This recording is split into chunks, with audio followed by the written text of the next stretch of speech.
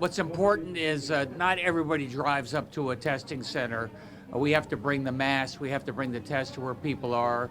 Hispanic Merchants Association is absolutely valuable. Here we are at our bakery, we're just at a restaurant.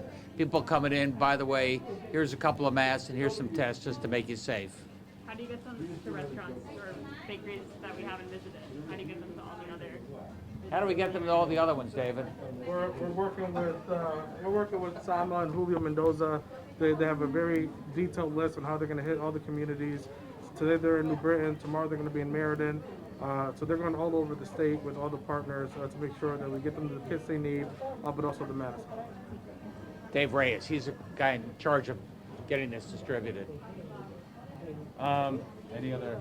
How are the numbers looking today? Infection rate's down a little bit, 10.9% or under 11. And more importantly, hospitalizations are down another 100. So I really think we're bending the curve. The question is, how fast does it go down? Then we can take a look at the protocols from there. What would that mean looking at the protocol?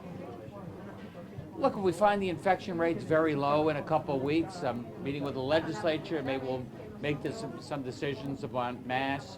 But no question about it, we're still doing everything we can to make sure people get their boosters. Does that include masks in schools, or are you expecting that to stay in place for the foreseeable future? I think for the near term, yes. We're still in double digits infection. We're desperate to keep our kids in school. But let's see what the world looks like in a couple of weeks. It's changing fast for the better. Do you have a comment on Vanessa Avery's nomination for U.S.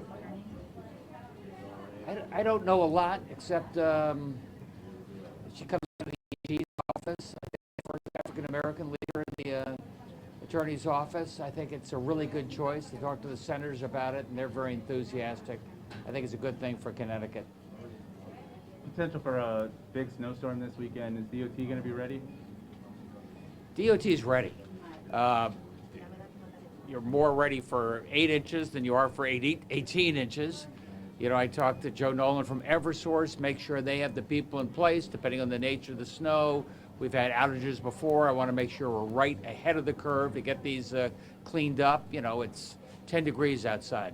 People can't go without their power, can't go without their electricity.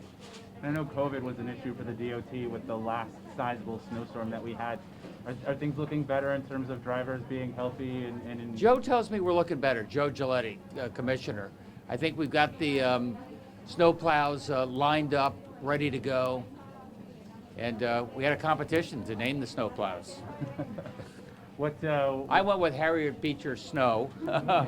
Somebody else said Edgar Allan Snow. So we had some literary names. Good, good. And I know hiring was also an issue. Can you talk a little bit about the state's efforts? I mean, obviously drivers, there's a shortage all over the country. Talk to me a little bit about the state's efforts to try to hire some plow drivers. We're paying a little bit more. DOT's doing that, real outreach. You know, it's the first big snowstorm we've had in a while, so I think some of the drivers are ready to go. It's a good income for them. And Giletti and the team at DOT, we've done this before. We're a New England state. We're ready to go.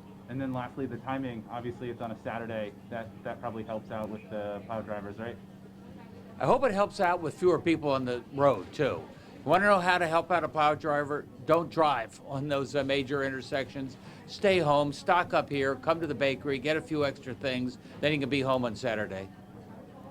Thanks, guys. Thanks. Nice to see you.